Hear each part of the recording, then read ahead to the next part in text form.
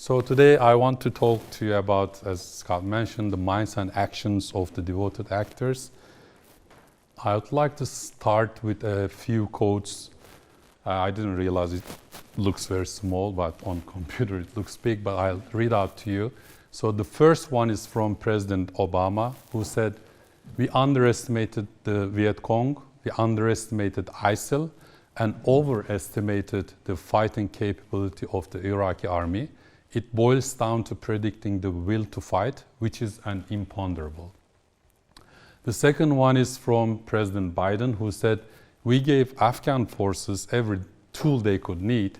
What we could not provide them was the will to fight." And the last one is from U.S. Defense Intelligence Agency Director, General Scott Berrier, who acknowledged misjudging Ukraine's ability to resist Russia by saying, "I questioned their will to fight. That was a bad assessment." So I think these opening quotes to my presentation clearly describes a lack of understanding on the concept of will to fight.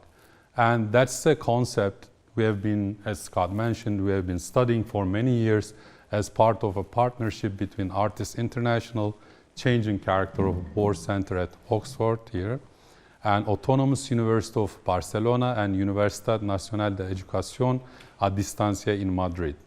So I'd like to start with our general aims. The overriding theoretical goal is to determine the relative contributions of material interests, cultural values, and group identities in sustaining or undermining collective security arrangements between nations.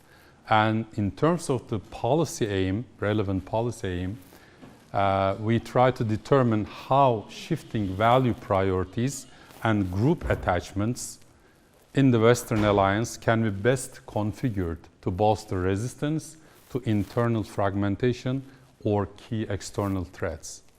And in this field, there are two competing psychological models. One is rational choice theory, and the other one is devoted actor model, which is developed by Scott Atran, our colleagues, Jeremy Ginges, and Angel Gomez. As you can see, the first one, when it comes to interventions, focuses on economic and rational incentives, but devoted actor model focuses on social incentives. So why devoted actor? So in our studies, we found that unconditional cooperation and intractable or seemingly intractable conflict now are best understood within a devoted actor model, which integrates research on core cultural values, whether religious or secular, like God or nation, and identity fusion, which gives a visceral sense of oneness and invulnerability to a group. So to this end, one of the major undertakings we have is target audience research, which is part of what Dylan was trying to describe. But it's based on survey research. So we use survey research to inform our cultural and cognitive AI. We also have some validated social science measures by utilizing behavioral and brain or neuroimaging indicators to define effective wedges, like message amplifiers or counters, within and between groups most apt to produce enduring and effective behaviors. And we focus on, it was mentioned before, three important variables and like measures. One is identity fusion, the other one is costly sacrifice, and core cultural values. So in a nutshell, what we try to do is we try to understand whether identity fusion with a certain group or value predicts costly sacrifices for that value. And we have a specific emphasis in this work on core cultural values, which are sacred values, because they are non-negotiable, immune to, They are non-negotiable, immune to material trade-offs, resistant to spatial and temporal discounting, and blind to exit strategies, risks, and negative consequences. So to give two examples, one is nuclear energy is our obvious right, is a sacred value for Iranians, so as the right of return for Palestinians. And we use some dynamic measures, and we have our own platform for surveys. These are some of them. And as you can see, we have identity fusion, value versus group, physical and spiritual formidability, to which I'll come in a minute, and cohesion and other measures which are dynamic. And this is a typical survey measures table. This is for Turkey, so in which we have different measures and different items, questions, and these items are values or groups. So we basically, again, try to understand fusion with certain values or groups, whether they predict costly sacrifices through trust or formidability. And we also have some studies focusing on resilience only. And in terms of methods, we use brain scans, lab studies, which are correlational, longitudinal, and experimental, and field experiments, in addition to surveys that I was explaining. And in terms of contexts, we work with fighters, we study fighters and militaries, refugees, extremist terrorists, and in terms of the data, we have online samples, lab data from lab experiments, and interviews. As Scott mentioned, our ultimate outcome variable is costly sacrifices, and to this end, or by doing so, we are developing algorithms and measures to track sentiment change in target populations in real time as a function of privileged types of messaging that Dylan was mentioning, which include core cultural values, causal stories, and negative framing. And accordingly, we particularly focus on expressions of costly sacrifices, including willingness to fight and die, as the ultimate outcome variable to measure effective and enduring messages to predict behavior. And I'll talk about prediction of behavior later. And this is how the fusion measure works. We basically have two circles. Small circle represents the self, and the large circle represents the group or value. But what we are most interested is the self overlapping, like the small circle completely overlapping the big circle. In that case, we call it fused. The person or group is fully fused. And what we found is fused groups become maximally potent when further fused with sacred values, as opposed to non-sacred values. And this graph, I think, clearly describes the interaction between sacred values and identity fusion, which maximizes will to fight and die. And this is from our study of supporters of jihad in Spain and Morocco. As you can see, if the person is fused with the value Sharia as a value, it increases that person's willingness to fight and die, as opposed to a person who is not fused with the idea or with the value of Sharia. And interaction of social identity and morality also has implications for violent group-related actions. And in our studies, we found that devotion trumps deliberation in extreme situations. And these also have ramifications in terms of understanding online violent intentions of individuals, also online behavior. Just as an example, consider the issue of social media and radicalization. So today, almost there are like 5 billion people using social media actively. 39% of them are teens whose primary source of news is social media. And according to research between 2005 and 2016, if you take the influence of social media on radicalization as a primary role and secondary role, which is the combined, among the Salafi jihadists, it's almost 70%, and among the far right, it's more than 40%. So radicalization is taking place in the online space. And for the sake of this presentation, I don't have time to delve into how it was done, but in terms of summary, interventions aimed at improving analytical thinking seem to have a very small effect. They have some effect, but small effect when it comes to extremist content online. So some take-home messages for CVE is first, extremists seem to be wired to prioritize social incentives and bypass deliberation in response to identity-relevant choices. And it's through the social group that we can activate deliberation and cause change. And identity-based interventions seem to be more effective than deliberation-based interventions in reducing willingness to fight and die. And we think CVE could benefit from adopting a devoted actor's perspective. I'll continue with another area of research and variable that we use, which is a new independent but related predictive variable, which is spiritual formidability. And the context for this is in 2015 when the ISIS frontline was stable, and in 2016 when the Allied offensive to retake Mosul commenced, field surveys revealed that willingness to fight and die was greatest for those who viscerally bonded with their comrades in arms and were fighting to uphold sacred values and spiritual formidability as more critical than physical formidability like firepower or manpower.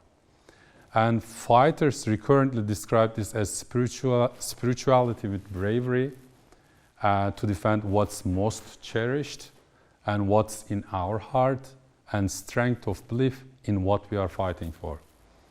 And these two graphs show how the formidability measure works.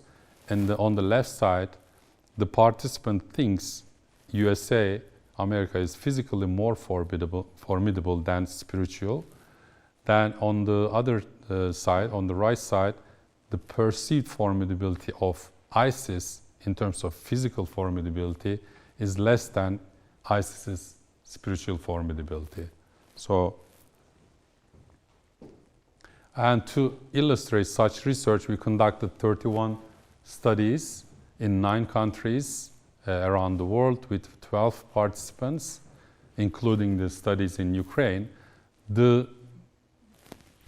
In almost all results, the results provided an evidence for a mediation model of transcultural pathways to will to fight. And these are the pathways. So in all studies, we found that identity fusion predicts costly sacrifices through spiritual formidability and trust. And also the second pathway is identity fusion with the sacred values have the same effect. And again, fusion with the group is positively associated with costly sacrifices in most of our studies. And we wanted to apply this spiritual formidability variable in the Ukraine war. So we asked the question, what lessons we can learn from what's going on in Ukraine? And we conducted survey research in Spain and in Ukraine. And in Spain, we wanted to understand Spanish attitudes towards Ukraine as an ally of Ukraine. So we want to understand fusion with an ally, whether it would predict costly sacrifices. And a series of studies were conducted in different phases of the conflict. As you can see, in all of these studies, fusion with the ally is positively associated with will to fight via spiritual formidability first and trust across all studies. And here in the graph, the yellow dotted line is the spiritual formidability of Ukraine, and red dotted line is the spiritual formidability of Russia. And in terms of physical formidability, it's the vice versa. So participants view the spiritual formidability of Ukraine being stronger than physical. And we also ran 3 studies in Ukraine before the invasion, just after, and during the Ukrainian counteroffensive in fall 2022. Again, the pattern was the same. Fusion with Ukraine predicted costly sacrifices for Ukraine through spiritual formidability of Ukraine and trust in Ukraine. And as you might have realized, the costly sacrifice is different in nature. In Ukraine, it was to fight and die, sacrifice in terms of fighting and dying.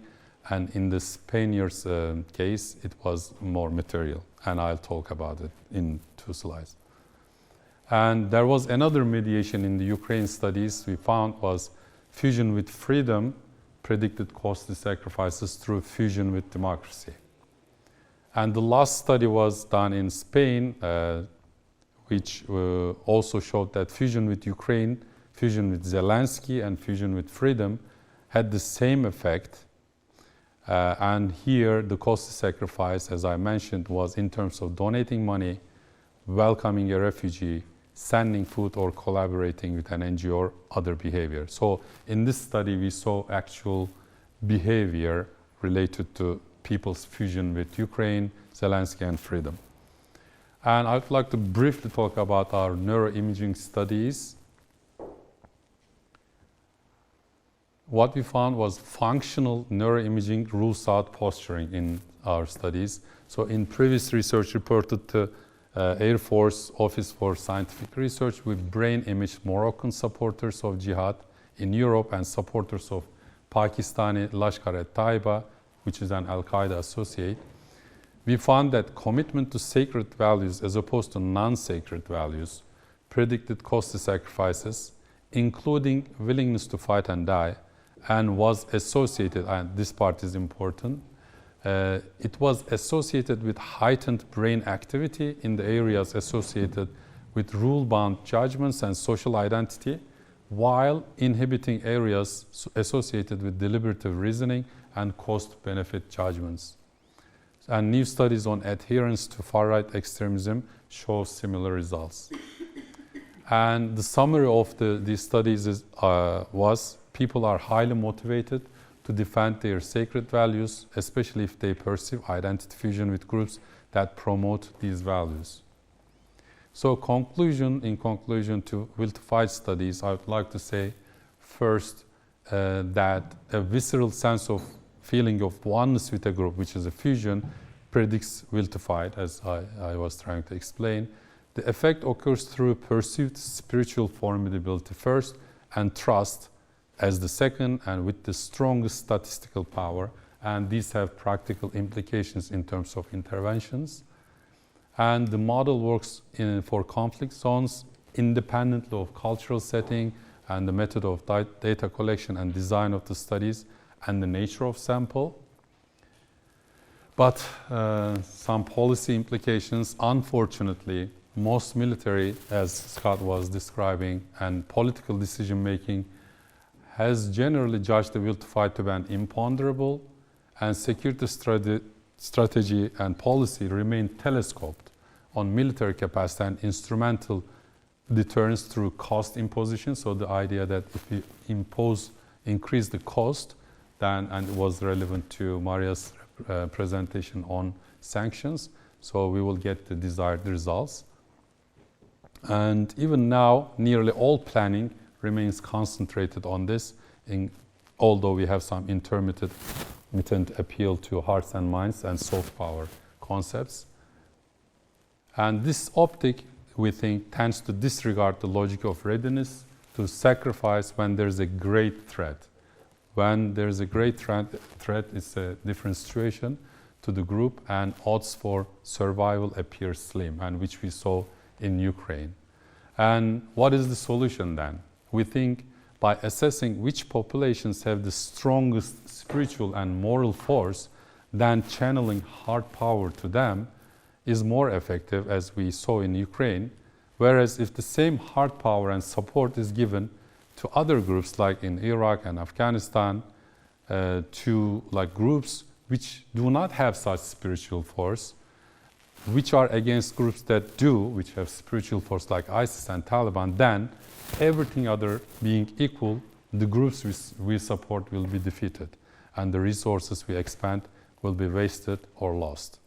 And this last one is conclusion. The studies reported here reveal specific psychosocial pathways within a general causal framework that may lead to such advantage across cultures. And this is the last slide, which is about the new directions and the future research.